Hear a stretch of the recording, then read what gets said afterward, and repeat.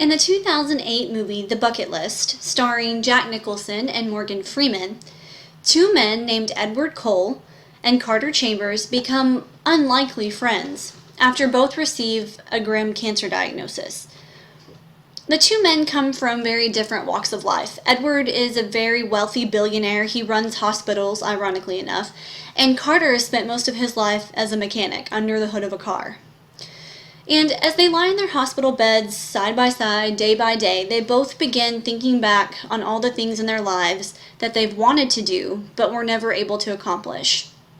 And Carter decides, because the end of his life is drawing near, that he's going to write down a list of all the things that he wants to do before he kicks the bucket. So he writes them down and he decides to share this with Edward. And of course, at first, Edward is very skeptical. He kind of laughs it off, and he thinks it's kind of a very silly idea, in fact. And so Carter eventually just throws the list away. But by the next day, Edward has a change of heart, and he pulls the list out of the trash. And he informs Carter that he is willing to, because he has the money, fund this extreme vacation of sorts where they can accomplish all of these goals that are on Carter's bucket list. But the catch is they have to do it together. And so Carter reluctantly agrees, and they set off on a wild adventure, including skydiving. They hike to the base of Mount Everest. They race Shelby Mustangs around a racetrack. And they fulfill all of these lifelong dreams that Carter has had. And unfortunately and sadly, by the end of the movie, Edward is left to complete the list on his own. But even though Carter is not with him, he has definitely learned the value of dreams and the passion in fulfilling them, and the importance of meaningful relationships in his life. So he gets much more out of the experience than he ever thought possible. And after I saw the movie for the first time, I decided I should make a bucket list of my own. And so I started thinking about all the things that I personally want to accomplish before I kick the bucket. And I started writing down, a pretty simple list of things. It took me a very short amount of time to come up with around 25 things. And, the beauty of the bucket list is that, some of the things on my list are perfectly attainable, and some of them are not. For example, see a Broadway play, travel to another country, live in a mansion. These are all attainable things that I could someday have. However, walking the red carpet at the Academy Awards with Brad Pitt is probably not going to happen. It's not one of those attainable goals. But my bucket list knows, no bounds. It is open to whatever I want it to be. And even though some of those goals may not be accomplished, think about how many could be. So as I created this bucket list, I was able to, mark a few things off every year, and I would feel a great sense of accomplishment. But I really wanted to share this experience with others. I didn't want to just keep the bucket list for myself. So as a teacher, I asked my students to make one. And at first they were really hesitant. They were not excited about the idea. They felt very overwhelmed, and some of them even said, I can't think of anything, I, don't want to accomplish anything, just silly remarks like that. And I knew that wasn't true, but I also understood that they were overwhelmed by the idea of really thinking about what's important to them and what they want to accomplish in their lives, especially in the future. And so the first thing I gave them was an essay called 50 Things to Do Before I Die. And in this essay, the author talks a lot about specific goals she has for herself and things that she wants to do.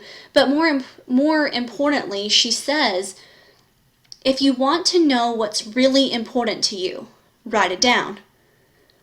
And I thought that was such great advice, that writing down what's important to you gives it value and meaning. But my students were really overwhelmed with that whole idea. They didn't really think about previously what is actually important to them, what they value most, and what they want for themselves. That was a very difficult thing for them to do. But I gave them a few days to come up with ideas, and I didn't rush them. And I also promised them that I would not read their list because it is very personal to them, and I didn't want them to feel like I would judge them based on what it is that they want to accomplish and the goals that they have for themselves. So I promised I wouldn't read them, and I didn't, but I did require that they make one. And I told them to try to aim for 25 things. Some of them far exceeded 25, some of them barely reached 25, but everybody came away with some things on paper that they want to accomplish.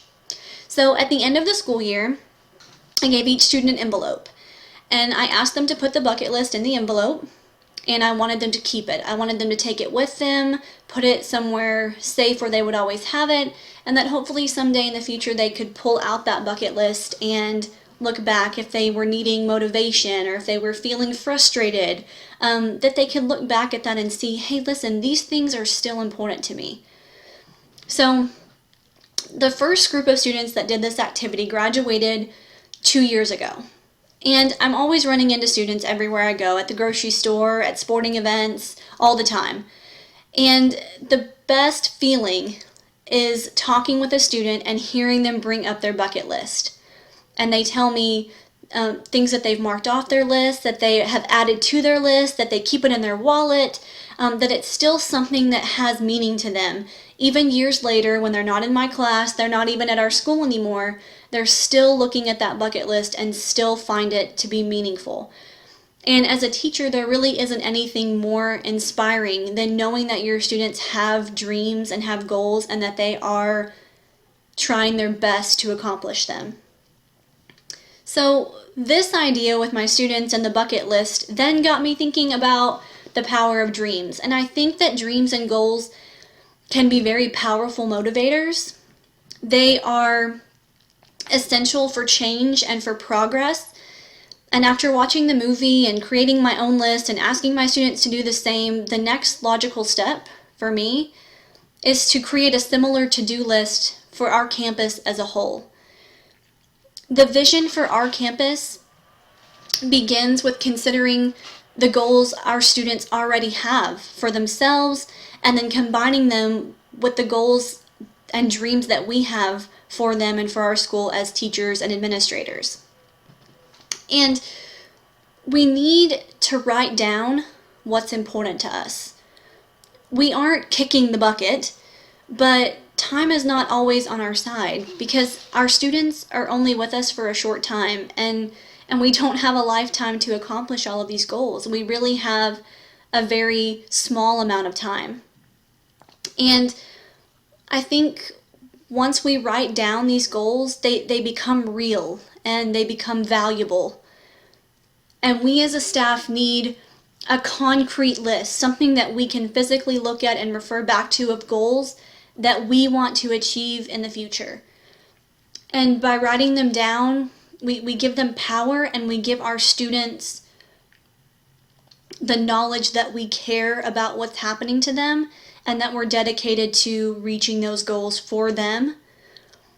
And again, just like my Academy Awards reference, we may not reach all of our goals. They may not all be attainable, but that is part of what makes this so important, is that we work together to reach our goals, but we also come together when we don't reach them all and we figure out new ways to make it work. And with the list, nothing is impossible. We can put anything on it that we want, that we value, that we think is important. And that's the beauty of the bucket list.